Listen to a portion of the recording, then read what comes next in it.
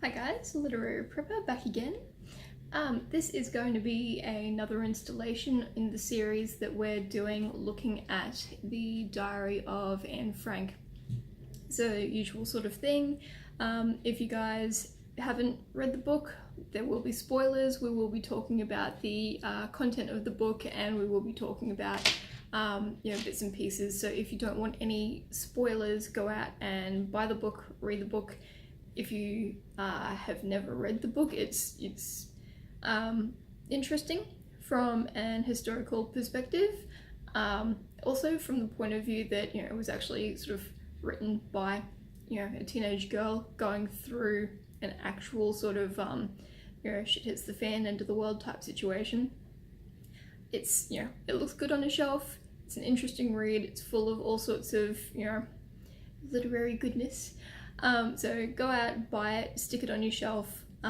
It's definitely one of those sort of must-read books, even if it's only so that you can make yourself a little bit smarter and actually sort of be up to date with people talking about the actual book itself, because it is one of those books that has just sort of found its way into Western culture sort of thing, because of the importance that it made to our understanding of World War II and everything from a Jewish perspective. There are other books that other people in similar sorts of situations have written, so this can be a starter book and then you can sort of branch out from there. There was a book written, I believe in 2003, by a lady called Carol Ann Lee. So she actually did a biography on Otto Frank because she was really interested to find out more about the Frank family. So yeah, that's another one. I would start with this one because that gives you like a sort of introduction to what she talks about in her book. But yeah, I haven't read the Otto Frank biography that she has written. It's on my to-buy list, but I will definitely be buying it and reading it because I've seen talks that she's done and it sounds really interesting. But the aspect that I wanted to focus on today was the actual preparedness mindset that Otto Frank had for his family. So just to give you a bit of background on the Frank family, so they were originally German Jews, and when things started to sort of head south for Germany in general, but specifically the Jewish community, they decided that they should get their family and move to Amsterdam. The extended Frank family went to Sweden. So they were sort of the only offshoot of their family, I believe, that went to Amsterdam. When the Germans invaded the Netherlands, they locked the borders, they sealed the borders. So I can't remember exactly, I believe it was over like a 3-day period, so it happened very, very quickly. So if you were not readily in the know, or if you sort of weren't one of these people who were in a position to get your family out because you could sense that something was coming, then you were effectively trapped within the borders of the Netherlands because they sealed the borders. So unless you were lucky enough to be smuggled out, then that you were stuck.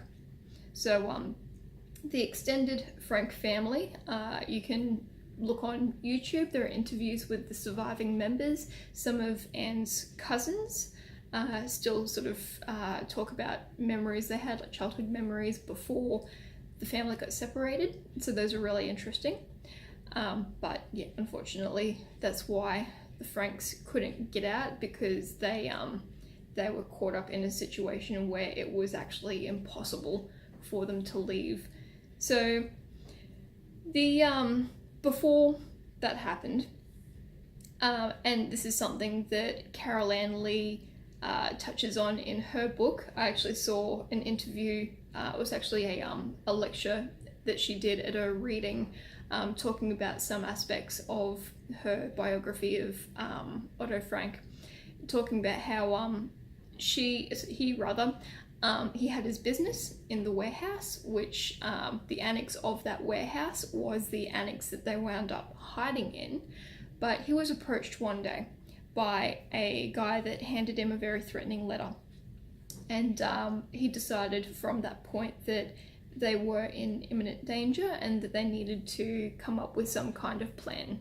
And their plan at that point in time, the only real plan that they had, was to bug in.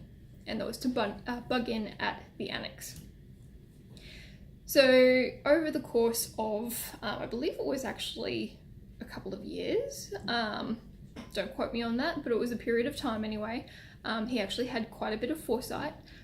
They started stockpiling food and organising the annex so that it actually somewhat resembled some kind of family home, and started talking to the staff members that they wound up leaning on. I believe there were like 4 or 5 staff members that they actually sort of required to protect them, and they started setting up the annex.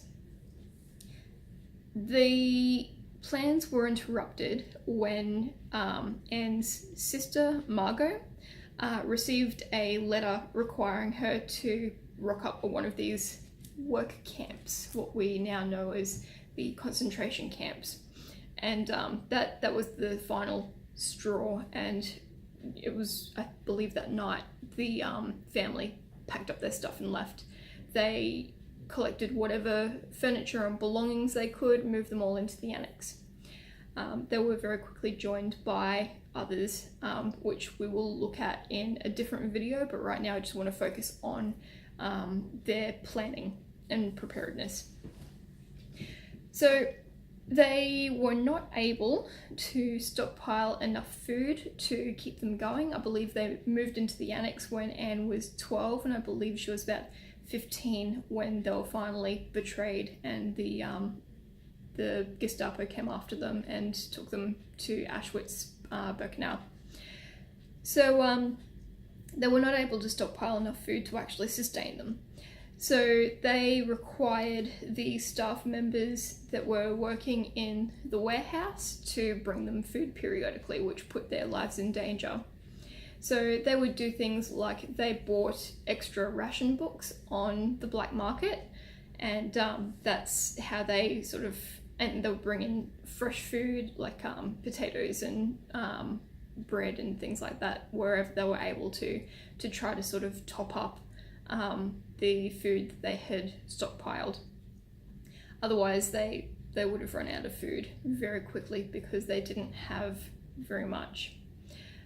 So obviously food gives off a smell, and that's another thing that they were restricted in, was the times in which they were able to actually cook things and eat things, because fire gives off smoke, you can smell smoke, and the actual food itself gives off a smell, and you don't want to alert people to the fact that you are actually cooking. So those were all things they had to take into consideration. The annex was quite small, and the sleeping arrangements are not how I would have arranged them. So they wound up with the Frank parents and Margot sleeping in one room, and then Anne wound up sharing a bedroom with a dentist that they later on allowed to come in. The boy Peter got his own sort of room type thing. It wasn't really a room, but it was his own space, and I believe the other 2 parents slept in the kitchen. So very, very cramped living situation. But yeah, that's what they did. But they were only able to do that because Otto Frank had the foresight to see that something was on the horizon, and unfortunately they actually had to take advantage of that and jump on it when things actually got to a critical point. So how does that affect what we do?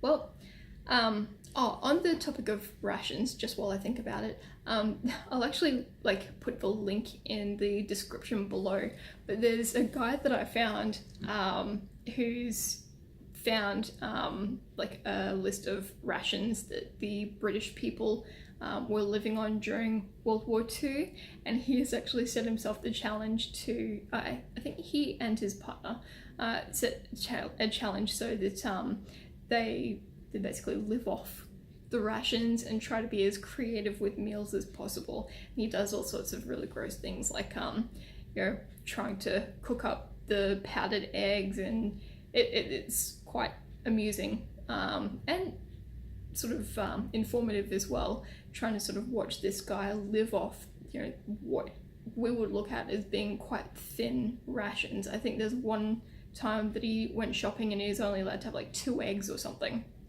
or like the amount of meat that they're allowed for the week is what we would usually use for one meal, sort of thing. Really, really skinny rations.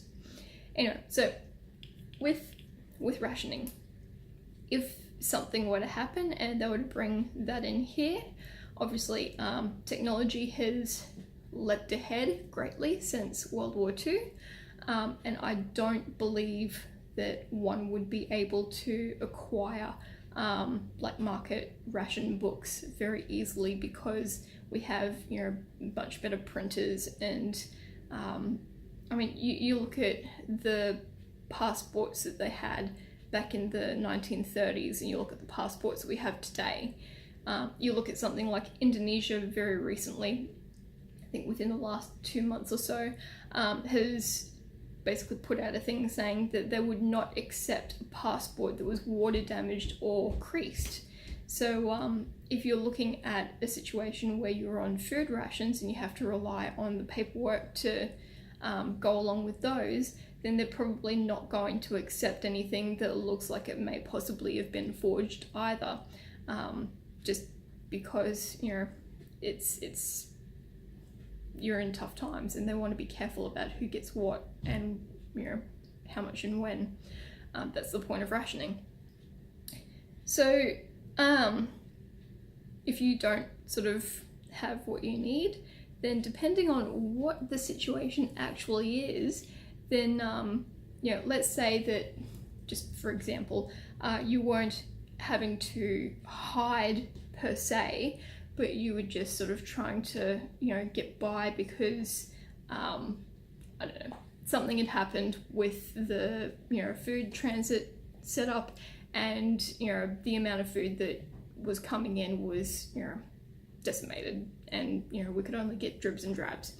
Then no one would be able to just randomly come out and say, oh, and this is a bonus for this week, or we found extra of these so you can have these. Like, that's probably not going to happen. You're not going to have an emergency set of people that can come in and hand you extra of whatever you've just fallen short of. So that's the other thing that you can get out of that. But yeah, it's basically comes down to having the foresight to sort of see what is on the horizon. And the problem with that is that you don't know what you don't know. So that's why people put out videos and write articles and all the rest of it to share whatever knowledge we have, so that we can sort of do a bit of a research crossover and fill each other's information gaps. But the more you know, the better you are to sort of be prepared, sort of thing. So make sure you keep researching so that you can sort of stay up to speed with whatever may be affecting you in the hopefully distant future. Touch wood. So I think that's pretty much it for this aspect of it, is just to make sure that you have enough now while times are good. 7 years of plenty, 7 years of famine, sort of thing, because you never know when something might happen where everything is cut off from you. So there will be some aspects of this study that will be exclusive to Patreon. So some of them will go up onto YouTube at our designated times. So we try to get them up sort of every second day. So there's definitely a Tuesday and there's definitely a Thursday. We try to sort of get a couple of extras out there where possible. But make sure that you like, share, subscribe. If you do subscribe, remember to hit the little bell so that you do get notifications when things go up. Check us out on Patreon. You can get access to extra videos that will be going up there very shortly for $1 a month.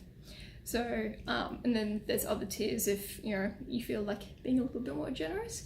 But yeah, so run out, buy the book if you haven't already, and yeah, like, share, subscribe, all that jazz, and we'll see you next time when we go into more in depth of bits and pieces to do with Anne Frank and the Annex. I'll talk to you guys later.